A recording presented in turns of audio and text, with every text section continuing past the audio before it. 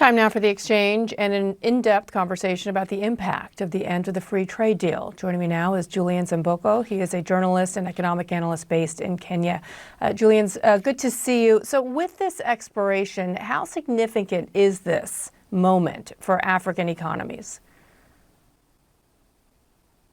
Thank you very much for this opportunity. I think it is extremely significant in a number of ways. I think the conversation around AGOA is a lot more nuanced than it's been painted, because just as the Director General of WTO indicated, the proportion of African exports that go to the US market is just about 8-9% of the total proportion.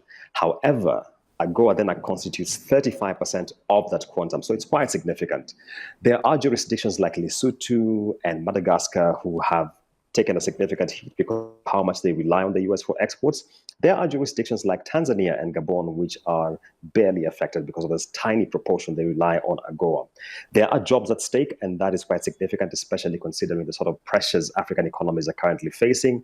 And that is a conversation I think we should be having. More importantly, and finally, is that this is a reset moment for Africa, in my view, because we are having a broader conversation around the African continental free trade area. It is time, I think, to set the conversation around intracontinental trade as a buffer amidst all these shocks. Well, analysts are warning that African exports to the U.S. could drop by a quarter. So what countries and sectors stand more to lose here?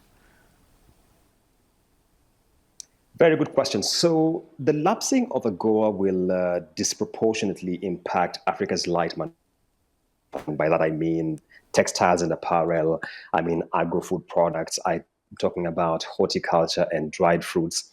That takes a significant hit. And for jurisdictions like Kenya, South Africa, which are significantly reliant on horticulture, that has significant implications, especially in terms of the FX inflows, the foreign exchange inflows coming into these markets.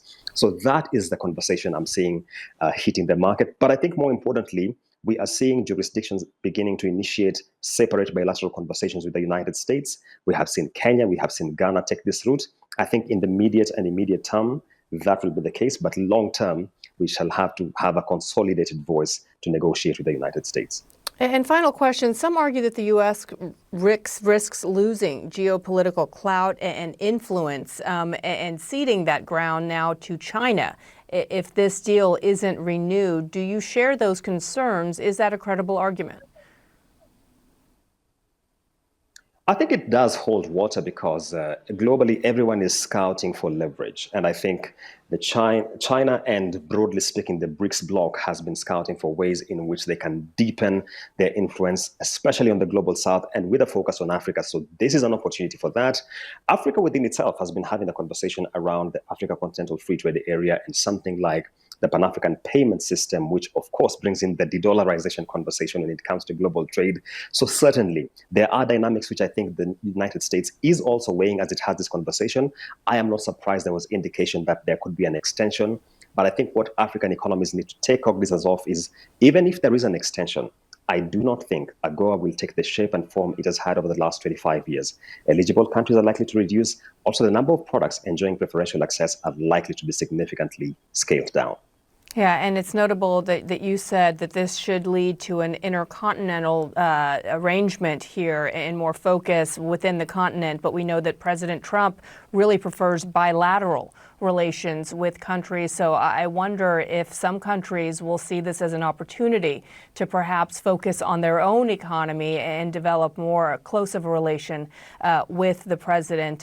We'll have to leave it there, though. Julian Zamboko, end of an era for sure. We will continue to cover this story. Thank you so much for joining us from Kenya.